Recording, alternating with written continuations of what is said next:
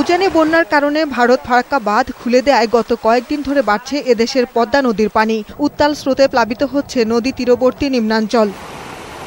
রাজশাহী পয়েন্টে পদ্মার পানি আজ আরও বেড়েছে, বইছে বিপদসীমার মাত্র 4 সেন্টিমিটার নিচ দিয়ে। প্লাবিত হয়েছে শহরসহ পবা, বাঘা, চারঘাট ও গোদাগাড়ির নতুন নতুন এলাকা। বন্যার কারণে বাঘার চরাঞ্চলের 11টি শিক্ষা প্রতিষ্ঠান বন্ধ করে দেওয়া হয়েছে।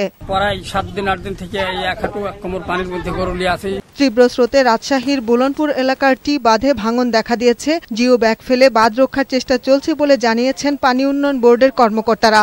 চাঁপাইনবাবগঞ্জে বন্যার পানি বিপদসীমা থেকে মাত্র 7 সেন্টিমিটার নিচে। সদর ও শিবগঞ্জ উপজেলার 8 ইউনিয়নে পানিবন্দী হয়ে পড়েছে প্রায় 10,000 মানুষ। দুর্গত এলাকায় বিশুদ্ধ পানির সংকট দেখা দিয়েছে। কুষ্টিয়ায় পদ্মার পানি আশঙ্কাজনকভাবে বাড়লেও এখনও বিপদসীমার 17 সেন্টিমিটার নিচে রয়েছে। প্লাবিত হয়েছে দৌলতপুরের চিলমারি ও রামকৃষ্ণপুর ইউনিয়নের কয়েকটি গ্রাম। পানিবন্দী রয়েছে কয়েক হাজার মানুষ। ভেড়ামারায় বন্যা দুর্গত এলাকায় ত্রাণ বিতরণ করেছেন তথ্যমন্ত্রী হাসানুল হক ইনু। অভিন্ন নদীর পানি সারা বছর আটকে রাখা এবং বন্যার সময় গেট খুলে পানি ছেড়ে দেওয়াটা অনৈতিক বলে মন্তব্য করেন তিনি। একতরফা পানি প্রত্যাহার, অভিন্ন নদীর উপরে একতরফা গেট খুলে দেওয়াটা সঠিক কাজ না। এই ব্যাপারে আমাদের যে ক্ষয়ক্ষতি হয়েছে তার হিসাব করে আমরা ভারতীয় কর্তৃপক্ষেরও দৃষ্টি আকর্ষণ করব।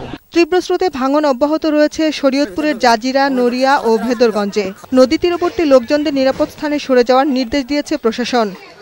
এদিকে পদ্মায় তীব্র স্রোতের কারণে কাওড়াকান্দি শিমুলিয়া নৌরুটে সকালে লঞ্চ ও ফেরি চলাচল বন্ধ করে দেয় বিআইডব্লিউটিএ কর্তৃপক্ষ। পরে লঞ্চ চলাচল স্বাভাবিক হলেও ফেরি চলছে সীমিত আকারে। ডেস্ক রিপোর্ট, বৈশাখী সংবাদ।